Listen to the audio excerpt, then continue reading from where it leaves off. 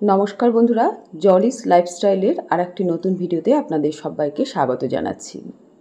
সামনেই আসছে শ্রী শ্রী শ্রীকৃষ্ণের চন্দন যাত্রা উৎসব। অক্ষয় তৃতীয়ার দিন থেকে এই চন্দন যাত্রা উৎসব শুরু হয়। শ্রী শ্রী জগন্নাথ দেবীর চন্দন যাত্রা উৎসব 21 দিন ব্যাপী চলে। তো শ্রীকৃষ্ণের বিভিন্ন রূপ আমাদের বাড়িতে যা যা আছে, রাধা মাধব, রাধাকৃষ্ণ, শ্রীকৃষ্ণ, লাড্ডু গোপাল, বিভিন্ন রূপের আমরা চন্দন যাত্রা করে থাকি। তো অক্ষয় তৃতীয়ার দিন কিভাবে চন্দন যাত্রা করবেন এবং আপনার বাড়িতে যদি লাড্ডু গোপাল থাকে তাহলে সেই লাড্ডু গোপালের কিভাবে পুজো করবেন সেই পূজা পদ্ধতি আমি আজকে আপনাদের দেখাবো। তো চলুন, আমি প্রথমেই ঠাকুর ঘরে চলে এসেছি। স্নান করে শুদ্ধ বস্ত্রে আমার গপুদের ঘুম থেকে উঠিয়ে নিয়েছি। এবার গপুরা বিছানায় বসে আছে, আমি ওদের একটু জল খাইয়ে দিলাম। এরপর আমি ফুল, তুলসী পাতা সব তুলে আনবো, তারপর লাড্ডু গোপালদের স্নান করাবো। তার আগে আমি স্নান করানোর আগে আমি ধূপ আর প্রদীপটা জ্বেলে নিচ্ছি। তো চলুন বন্ধুরা, প্রথমেই আমরা জেনে নিই চন্দন যাত্রা কবে পড়েছে। অক্ষয় তৃতীয়ার দিন চন্দন যাত্রা পড়ে। তো এবছরের অক্ষয় তৃতীয়া অর্থাৎ শ্রী শ্রীকৃষ্ণের চন্দন যাত্রা হচ্ছে বাংলার 16ই বৈশাখ 1432, ইংরাজি 30 এপ্রিল 2025 বুধবার।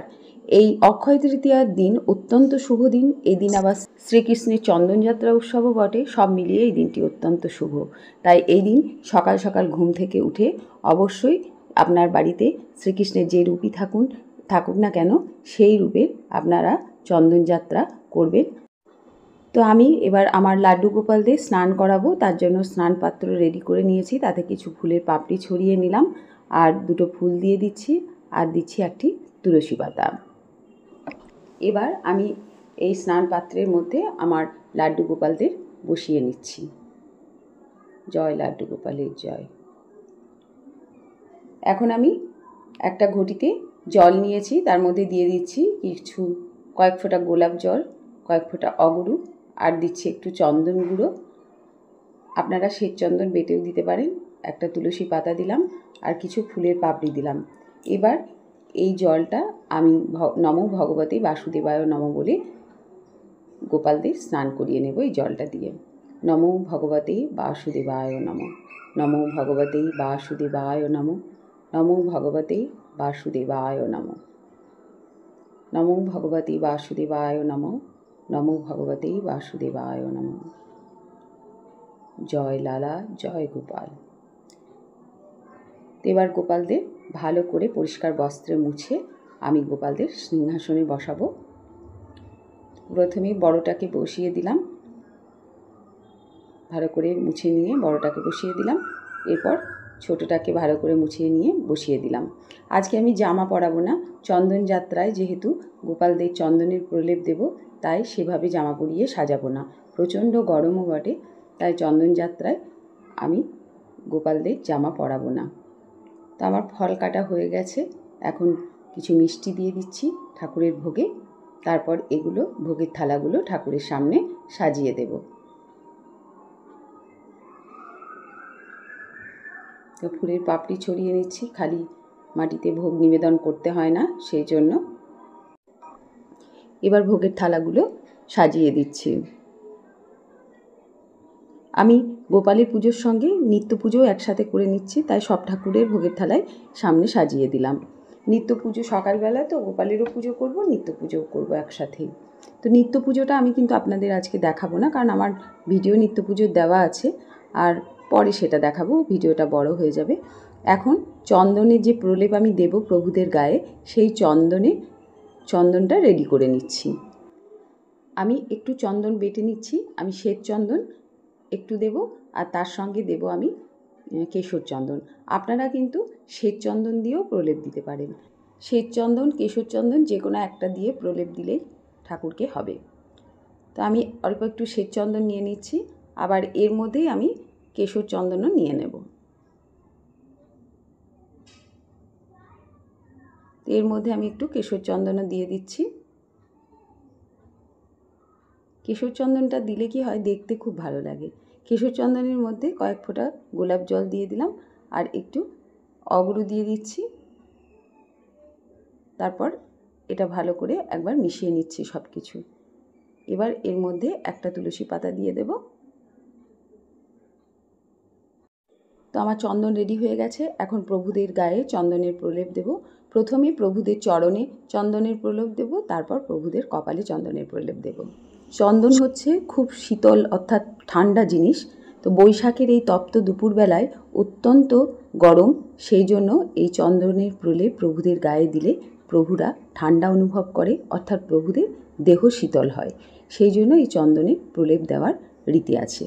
তো অক্ষয় তৃতীয়ার দিন থেকে 21 দিন ব্যাপী চন্দনের প্রলেপ দেওয়া হয়। তো আপনারা যদি এই 21 দিন ধরে না দিতে পারেন, তাহলে একদিনও দেবেন অন্ততপক্ষে এরকম করে চন্দনের প্রলেপ আপনাদের বাড়িতে লাড্ডু গোপাল বা শ্রীকৃষ্ণ যেই থাকুন। আর যদি তাও সম্ভব না হয়, তাহলে প্রতিদিন আপনারা প্রভুর চরণে আর কপালে চন্দনের তিলক দেবেন। তো প্রথমে আমি বড় গপুকে চন্দনের প্রলেপ দিয়ে দিচ্ছি। চন্দন অত্যন্ত শীতল জিনিস, তাই প্রভুরা চন্দন এইভাবে প্রভুদের গায়ে দিয়ে দিলে প্রভুরা শীতল অনুভব করে, অর্থাৎ ঠান্ডা অনুভব করে। তো আমি সমস্ত গায়ে, হাতে, পায়ে প্রভুদের চন্দনের প্রলেপ দিয়ে দিচ্ছি। এইভাবে আপনারা আপনাদের বাড়িতে লাড্ডু গোপাল থাকলে চন্দনের প্রলেপ দিয়ে দেবেন। তবে চোখে যেন না পড়ে, দেখতে হবে, তাহলে প্রভুদের তাকাতে অসুবিধা হবে চোখে ঢুকে গেলে। তো খুব আস্তে আস্তে ধীরে সুস্থে এইভাবে চন্দনের প্রলেপ দিয়ে দিতে হবে। তো আমার বড় গপুকে চন্দনের প্রলেপ দেওয়া মোটামুটি হয়ে গেল। এবার আমি ছোট গপুকে চন্দনের প্রলেপ দেব। হরে কৃষ্ণ কৃষ্ণ কৃষ্ণ হরে হরে, হরে রাম রাম রাম হরে হরে, হরে কৃষ্ণ কৃষ্ণ কৃষ্ণ হরে হরে, হরে রাম রাম রাম হরে হরে। জয় লালা, জয় গোপাল, জয় গোপুসোনাদের জয়। তো আমার চন্দনের প্রলেপ দেওয়া হয়ে গেছে, একটু শুকিয়েও গেছে। এবার আমি ওদেরকে কেবল মালা আর বাঁশিটা পরিয়ে দিচ্ছি, আর বেশি কিছু দেব না। অত্যন্ত গরম এখন, শুধু ন্যাপি পরিয়ে দিয়েছি, এটাতে ওরা আরাম পাবে। আর বাঁশিটা হাতে দিয়ে দিচ্ছি। বাঁশি তো দিতেই হবে গোপালদের হাতে। এবার দুজনকে দুটো টুপি পরিয়ে দেব। কি সুন্দর লাগছে না টুপিটা পরে? বলুন তো, টুপি পরে আমার গোপাল সোনাদের কেমন লাগছে? আপনারা অবশ্যই কিন্তু কমেন্টে আমাকে বলবেন। ভারী ভালো লাগছে কিন্তু দুটিকে দেখতে। জয় গোপাল, রাধে রাধে। এবার তুলসী দল দিয়ে দিচ্ছি। নমো ভগবতে বাসুদেবায় নমঃ। দুটিকেই তুলসীর দল দিয়ে দিলাম। এবার আমি প্রভুদেরকে রজনীগন্ধার মালা পরিয়ে দিচ্ছি। ওদের গলায় তো দেওয়া যাবে না, বড্ড ছোট ওরা, তাই এইভাবে মালাটা সাজিয়ে দিলাম। জয় প্রভু। চলুন এবার পুজো শুরু করা যাক। তো আমি প্রথমে নিত্য পুজো, যেহেতু গণেশ দেবতার পুজো করে নিয়েছি, এরপর আমি ভগবতী বাসুদেবায় নমঃ বলে গোপালদেব পুজো করে নিচ্ছি। নমো গোপালায় নমঃ, নমো ভগবতে বাসুদেবায় নমঃ। এই মন্ত্র বলে আমি গোপালদের পুজো করে নিলাম। এই দিন একটা পদ্ম ফুল গোপালদেরকে দেবেন অবশ্যই। জয় গোপাল, জয় গোপাল। এবার গোমাতাকেও ফুল দিয়ে নিলাম। এখন আমি ভোগ নিবেদন করে দিচ্ছি। আমার নিত্য পুজো হয়ে গেছে, তার সঙ্গে গোপালের পুজো হয়ে গেছে, তো আমি ভোগ নিবেদন করে দিচ্ছি। গোপালের ভোগের থালাতে তুলসী পাতা দিয়ে দিলাম, পান করার জলেও তুলসী পাতা দিলাম।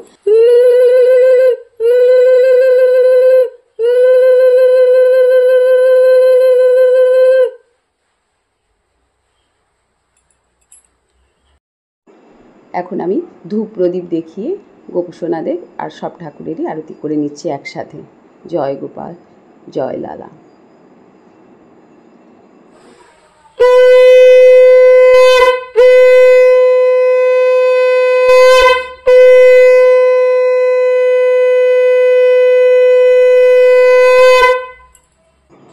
এবার প্রণাম মন্ত্র বলে ঠাকুরের প্রণাম করে নেব।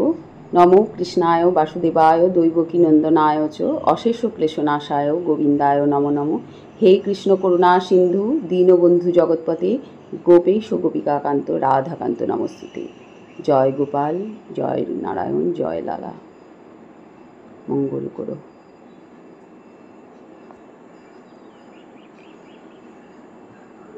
তো আমার গোপুরা তো ছোটো, গোপুদেরকে একটু খাইয়ে দিই এইভাবে, তা নাহলে তো ওরা খেতে পারবে না।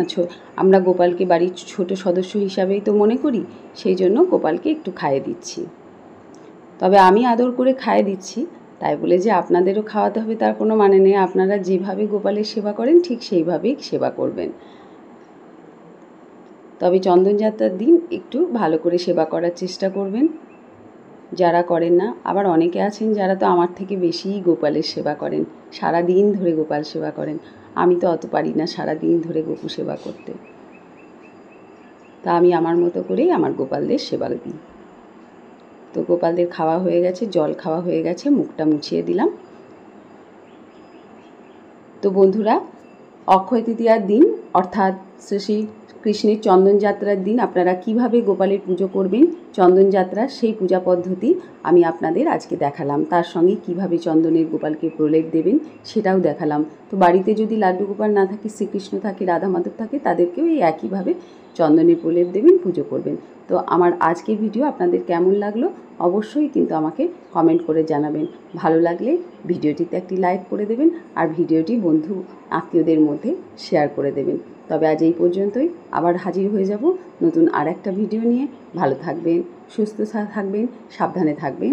ধন্যবাদ।